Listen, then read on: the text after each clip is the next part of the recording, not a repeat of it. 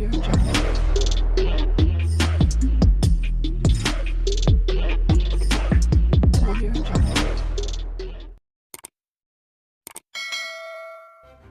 kasih karena memilih channel ini. Sebelum kita mulakan video ini, sila pertimbangkan untuk menekan butang like, share, dan subscribe, dan aktifkan butang lonceng Anda agar Anda sentiasa mendapat info-info percuma pada setiap hari dari channel kami. Dan tinggalkan komen Anda karena komen Anda amatlah dihargai.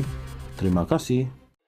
Kamis lepas, sehari sebelum pembentangan bajet 2023, belalang seperti rakyat seluruh negara menunggu sama ada Dewan Rakyat akan dibubarkan bagi memberi laluan kepada pilihan raya umum ke-15 PRU 15.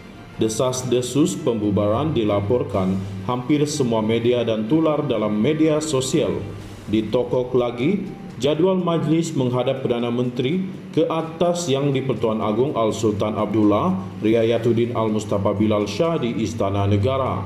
Dalam taklimat menghadap mingguan untuk sesi taklimat mesyuarat kabinet itu, Datuk Seri Ismail Sabri Yaakob dikatakan akan memohon perkenan baginda untuk membubarkan parlimen.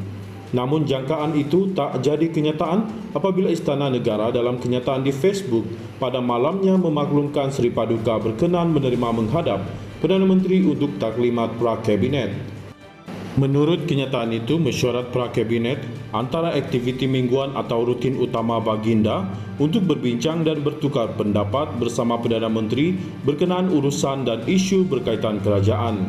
Namun sebelum Perdana Menteri menghadap yang di-Pertuan Agong pada jam 4 petang, belalang terkejut apabila baca media melaporkan Timbalan Presiden PAS, Datuk Seri Tuan Ibrahim Tuan Man, mengesahkan Perikatan Nasional PN menyerahkan warka ditandatangani 12 menteri daripada pakatan itu kepada Istana Negara menyatakan tidak setuju PRU 15 diadakan tahun ini.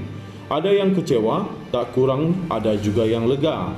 Sebagian pemimpin UMNO yang mahukan PRU 15 awal kecewa kerana parlimen tak jadi bubar kerana belalang dimaklumkan mereka yakin boleh menang.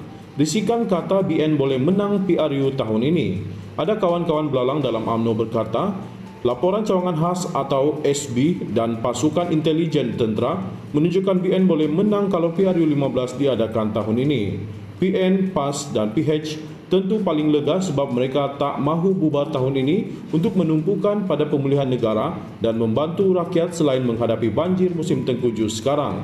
Sehingga laporan ini ditulis, parlimen belum dibubarkan walaupun masih ada desas-desus PRU 15 akan diadakan juga tahun ini masih dalam musim tengkujuh. Tak mengapa, belalang rasa elok kita tunggu perkembangan selanjutnya walaupun dalam hati berkata elok bubar sahaja dan serah pada rakyat buat keputusan. Kawan-kawan pun dah kata penat dengan politik dalam negara. Namun apa yang belalang muskilkan ialah tindakan 12 menteri menandatangani warka. Mereka dipilih Ismail Sabri dan dilantik pula oleh yang di-Pertuan Agong. Dalam perkara 43 Perlembagaan Berhubung Jemaah Menteri ada menyatakan seperti berikut. Yang di-Pertuan Agong hendaklah melantik suatu jemaah menteri untuk menasihatinya dalam perjalanan fungsinya. Jemaah menteri hendaklah dilantik seperti yang berikut, iaitu yang di-Pertuan Agong hendaklah terlebih dahulu melantik sebagai Perdana Menteri untuk mempengerusikan jemaah menteri seorang ahli Dewan Rakyat yang pada hematnya mungkin mendapat kepercayaan majoriti ahli Dewan Rakyat itu, dan atas nasihat Perdana Menteri yang di-Pertuan Agong hendaklah melantik menteri-menteri lain daripada kalangan ahli mana-mana satu majlis parlimen. Jemaah menteri hendaklah bertanggungjawab secara bersama kepada parlimen. Jika Perdana Menteri tidak lagi mendapat kepercayaan majoriti ahli Dewan Rakyat, maka Perdana Menteri hendaklah meletakkan jawatan jemaah menteri, melainkan jika atas permintaannya parlimen dibubarkan oleh yang di-Pertuan Agong. Ada yang mengadu tindakan 12 menteri itu satu perbuatan tikam belakang terhadap Ismail Sabri, juga melangkaui batasan kerana membabitkan pihak istana. Yang sepatutnya diselesaikan di peringkat kabinet saja, tak perlu diheret hingga ke Istana Negara.